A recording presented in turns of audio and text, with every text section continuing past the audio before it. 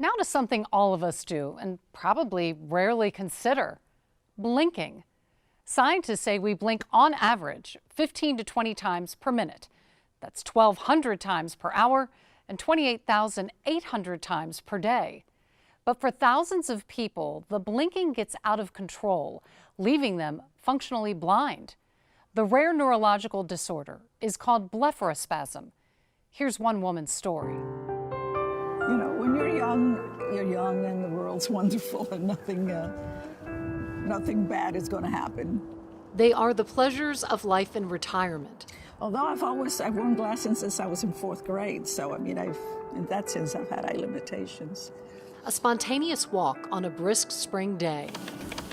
Everything starts from prayer. The print is a little bigger on this one. I could handle this one. A leisurely discussion of a well-loved book.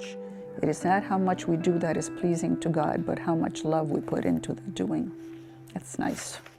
For Nilda Rendino, books and walks and even watching TV are newfound gifts after 25 years spent like this. This is DYS number 3100, enrolled at Emory University on September 20th, 2017.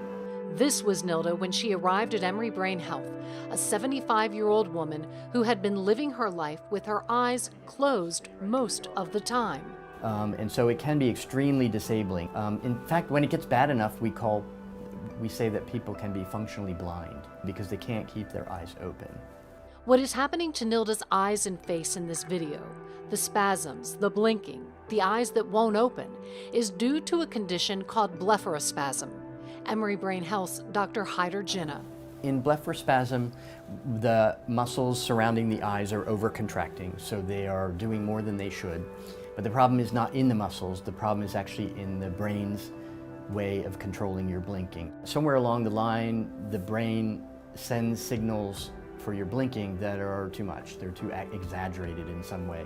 And so you blink longer, you spasm, and your eyes may blink closed and they don't open for you, like in Nilda's case. Nilda was diagnosed 20 years ago. That was after 6 years of going doctor to doctor, after giving up driving and reading and even watching TV. And I was lucky because people who went through that same situation were often told that it was in their head, and not meaning that it was neurological, but that they were, had psychological problems. Some people were hospitalized for their mental problems. Next thing I want you A rare condition without a known cause or cure. Blepharospasm usually begins sometime after the age of 50, affecting 40 to 50,000 people in the U.S., with twice as many as that thought to be misdiagnosed or undiagnosed. When she finally found out what she had 20 years ago from a doctor up north, Nilda remembers when he told her the treatment. And he said, well, you get injections around your eyes. And I said, that's the good news. The treatment is botulinum toxin, and the way it works is by getting into the areas where the nerves control the muscles. And what it does is it slows the nerves down. It doesn't really paralyze them. It slows them down so that their communication with the muscles they control is less forceful, if you will. I tell patients that it's like a local muscle relaxer. That's a little bit simplified, but that's really what it's doing. It's working locally to calm the overactive muscles. Botox is the most well-known brand of botulinum toxins. While injections help the spasms, for 20 years, Nilda's eyes still stayed closed most of the time, until her husband Ron drove her to see Dr. Jinnah from their home in North Carolina. She has also a feature of blepharospasm that maybe only 10% of the patients have, and that's called apraxia of eyelid opening. The eyes close, and then they won't open by themselves.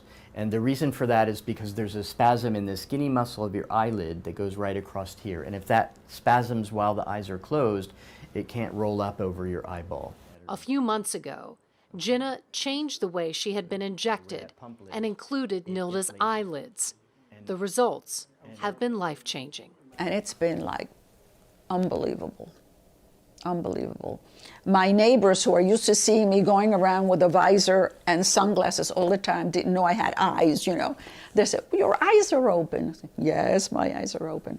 We were with Nilda 3 months after her newly altered injection plan. The results were beginning to wear off. I noticed that your eyes are closing as this light is on you. What impact does it have? If lights, bright lights are on my eyes, you know, they will close. It's not just a blink, they close. I'm having problems keeping my eyes open because of the light. TV is becoming problematic again. I'm not really, you know, able to keep them open long enough to follow the story. At her visit, Nilda has big news for the doctor. I drove a couple of times in the neighborhood. Is that a new thing for you? Oh, yeah. There's an exam. I mean, I can see that you have a little bit of extra blinking. It's not too bad. I see that some of the blinks are a little bit slow and the eyes don't want to open sometimes. Then the injections. You ready? Yeah. I always do the eyelid first. Which Nilda says don't hurt that much. No, not really. I mean, obviously you feel it going in, but you know, I haven't had surgery, so that's not an issue. And some people, it hurts more than others for some reason. And then she's finished. All right, well, let's plan for next time then. Injections and an almost 4-hour drive every 3 months is not a cure, but it's a big quality of life boost. And it certainly gives new meaning to the phrase, eyes wide open. It's been a great 3 months. And we're going on another cruise and I want to be doing well. You know that this is something you're going to live with for the rest of your life. Well, this is it. This is great.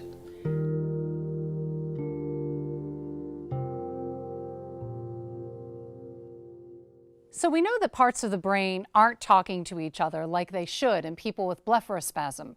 Hopefully, research will lead to more effective treatments for this lifelong disorder. As for Nilda, well, she and her husband went on a cruise.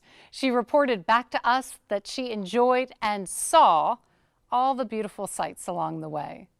After years spent in darkness, it was an incredible gift.